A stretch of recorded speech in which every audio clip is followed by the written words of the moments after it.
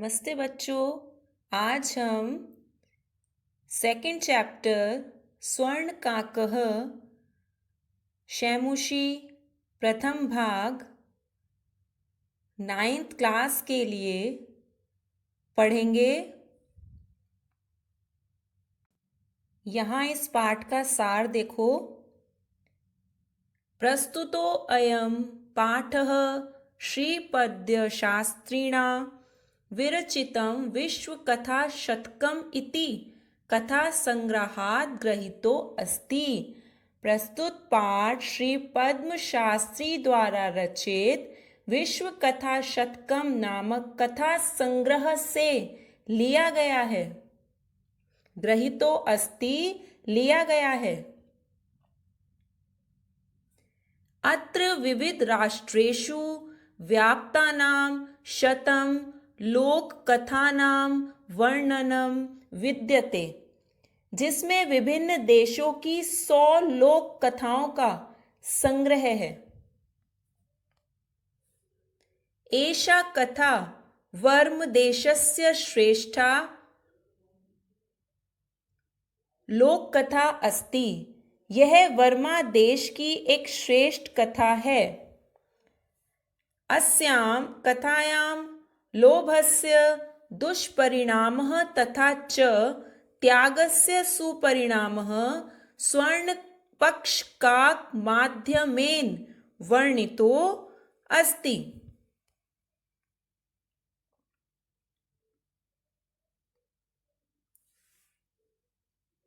जिसमें लोभ और उसके दुष्परिणाम के साथ साथ त्याग और उसके सुपरिणाम का वर्णन एक सुनहले पंखों वाले कौवे के माध्यम से किया गया है।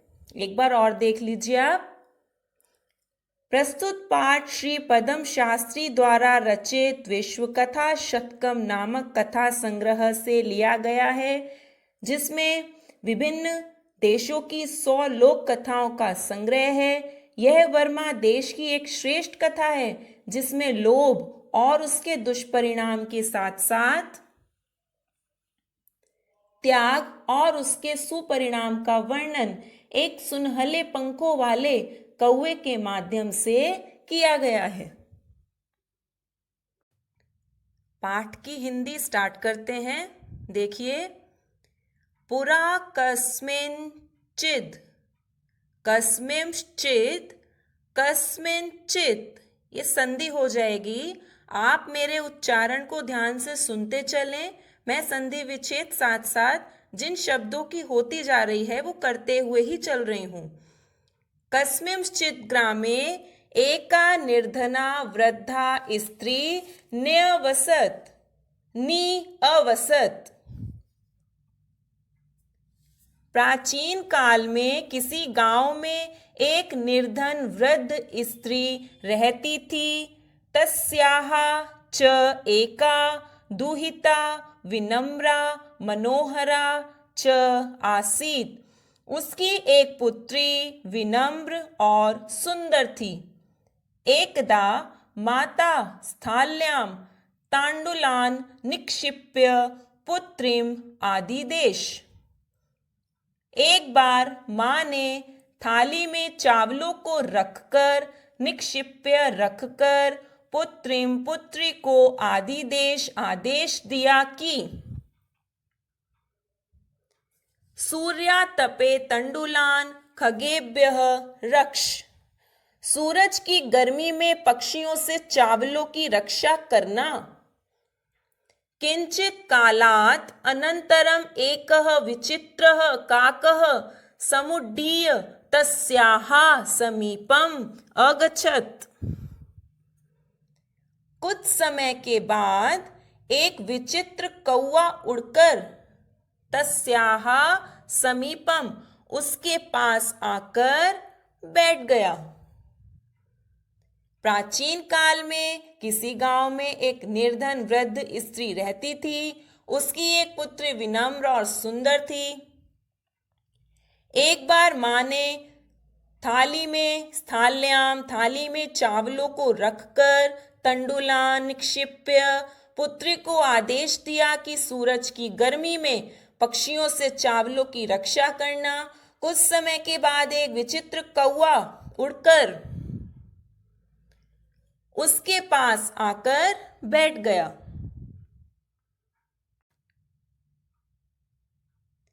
न एतादृशः स्वर्णपक्षो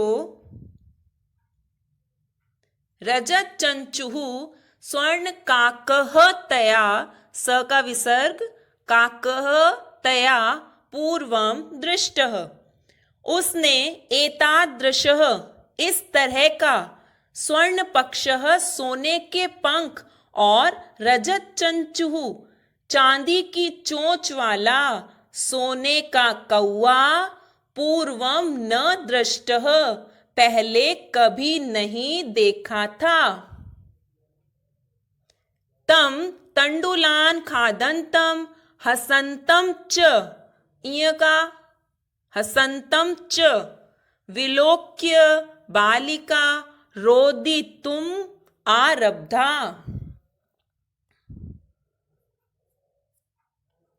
उसको चावलों को खाते हुए और हंसते हुए देखकर, हसंतम हंसते हुए, विलोक्य देखकर, बालिका रोदितुम आरब्धा बालिका रोने लगी, रोना उसने आरंभ कर दिया। तम निवारयंती सा प्रार्थयत, उसे हटाते हुए वह प्रार्थना करने लगी। निवार्यति हटाते हुए, क्या प्रार्थना करने लगी कि तंडुलान मां भक्ष्य, चावलों को मत खाओ। मदीया माता अतीव निर्धना वर्तते, मेरी मां बहुत गरीब है, निर्धन है। स्वर्ण पक्षः काकः प्रोउवाच, सोने के पंखों वाला कौवा बोला, मां शुचः चिंता मत करो, शुचः शोक मत करो, चिंता मत करो। सूर्योदयात् प्राक् ग्रामात् बहिः पिप्पल वृक्षम अनु त्वया आगंतव्यम, तुम कल सूरज निकलने से पहले, सूर्योदयात् प्राक् पहले, प्राक् पहले, सूरज निकलने से पहले गांव के बाहर, बही बाहर, पीपल के पेड़ के पास आ जाना। पिप्पल वृक्षम अनु त्वया आगंतव्यम, अहम तुभ्यम तंडुल मूल्यम दास्यामि, मैं तुम्हें चावलों का मूल्य दूंगा। प्रहर्षिता बालिका निद्राम अपि न लेभे, प्रसन्न हुई बालिका सो भी न पाई। एक बार और देख लें आप। उसने इस तरह का सोने के पंख और चांदी की चोंच वाला सोने का कौवा पहले कभी नहीं देखा था।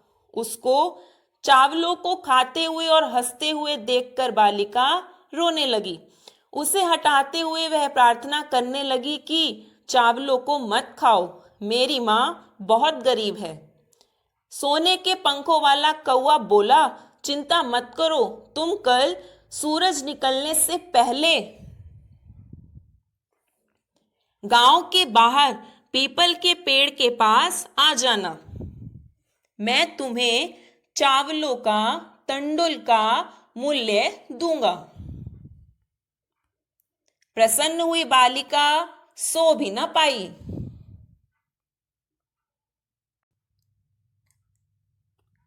सूर्योदयात् पूर्वम एव सा तत्र उपस्थिता। सूर्योदय के पहले ही, पूर्वम एव पहले ही, वह वहां पर पहुंच गई। वृक्षस्य उपरि विलोक्य सा च आश्चर्यचकिता संजाता यत् तत्र स्वर्णमयः प्रसादो वर्तते। पेड़ के ऊपर देखकर वह आश्चर्यचकित हुई, क्योंकि वहां सोने का प्रासाद महल था। यदा काकः शयित्वा प्रबुद्धः तदा तेन स्वर्ण गवाक्षात् कथितम् हम हो बाले। जब कौवा सोकर उठा तब उसने सोने की खिड़की गवाक्ष खिड़की से बोला, अरे बालिका, त्वम आगता, तुम आ गई। तिष्ठ, रुको। अहम त्वत्कृते सोपानम अवतारयामि, मैं तुम्हारे लिए सीढ़ी सोपानम सीढ़ी उतारता हूं। तत्कथय स्वर्णमयम रजतमयम ताम्रमयम वा, बोलो सोने की, चांदी की या तांबे की सीढ़ी उतारूं। कन्या अवदत, कन्या बोली, अहम निर्धन मातुः दुहिता अस्मि, मैं गरीब मां की दुहिता हूं, बेटी हूं।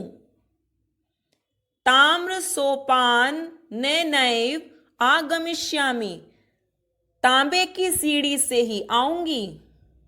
परम स्वर्ण सोपानेन सा स्वर्ण भवनम आरोहत, पर सोने की सीढ़ी से वह सोने के भवन में आई। सूर्योदय के पहले ही वह वहां पर पहुंच गई। पेड़ के ऊपर देखकर वह आश्चर्यचकित हुई, क्योंकि वहां सोने का महल था। जब कौवा सोकर उठा तब उसने सोने की खिड़की से बोला, अरे बालिका, तुम आ गई। रुको, मैं तुम्हारे लिए सीढ़ी उतारता हूं। बोलो, सोने की, चांदी की या तांबे की सीढ़ी उतारूं। लड़की बोली, मैं गरीब मां की बेटी हूं, तांबे की सीढ़ी से ही आऊंगी। पर सोने की सीढ़ी से वह सोने के भवन में आई।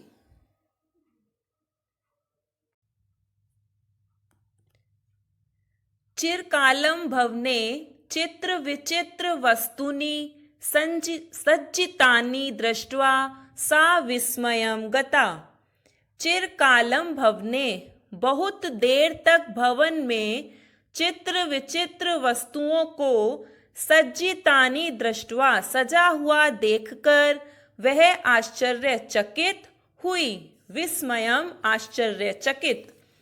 श्रांताम ताम विलोक्य काकः अवदत्, उसको थका हुआ, श्रांताम, थका हुआ देखकर कौवा बोला, काकः अवदत्, कौवा बोला,